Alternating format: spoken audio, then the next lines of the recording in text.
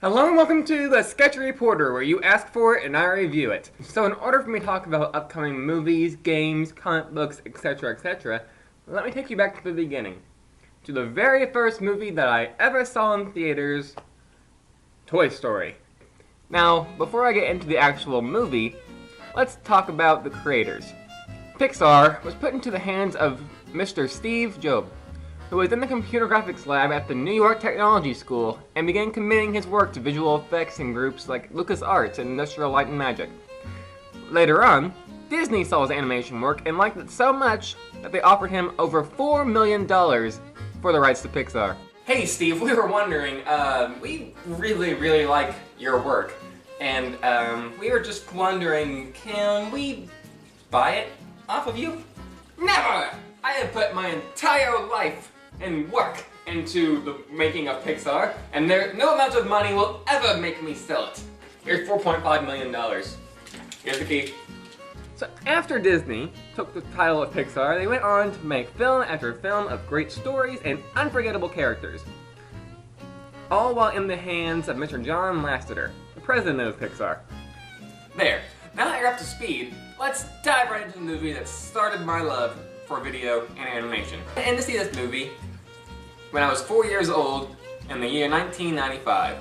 Now, do you want me to tell you how big a part of my childhood Toy Story was?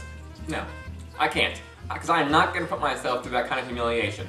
But I will tell you that the majority of my room to this day is covered in some of its glory.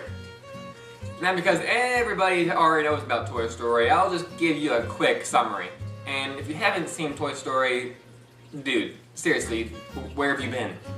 Toy Story is a story about a group of toys who love nothing more than to be played with by their owner, Andy.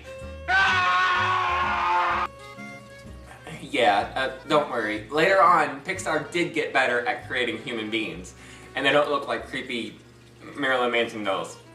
All these toys can come to life whenever they want, but they choose to stay inanimate whenever they are with human beings. And all these toys are led by Andy's favorite toy, a cowboy doll named Woody.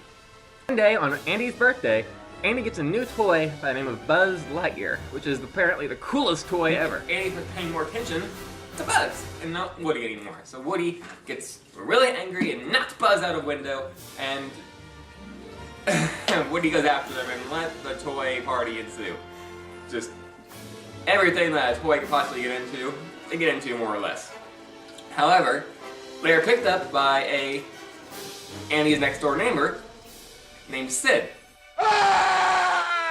Again, humans still don't look great. Things just get worse as Sid straps Buzz Lightyear to a rocket and starts to launch him off into space. Woody's there and begins to talk. Welcome to Sid Phillips' nightmare. And Buzz and Woody chase down a moving truck, and they are happy ever after. That was a very quick summary if you actually want to see the movie.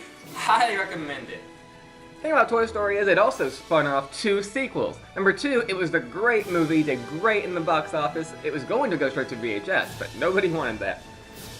Toy Story 2 has been arguably a lot worse than Toy Story.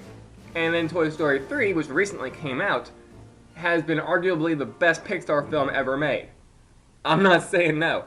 But for me, Toy Story 1 truly is Pixar's greatest film, because it was the birth of CGI animation.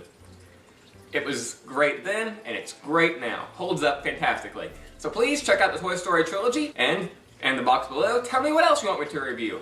It can be a game, a movie, a DVD, which is the same thing as a movie, and a comic book, or whatever.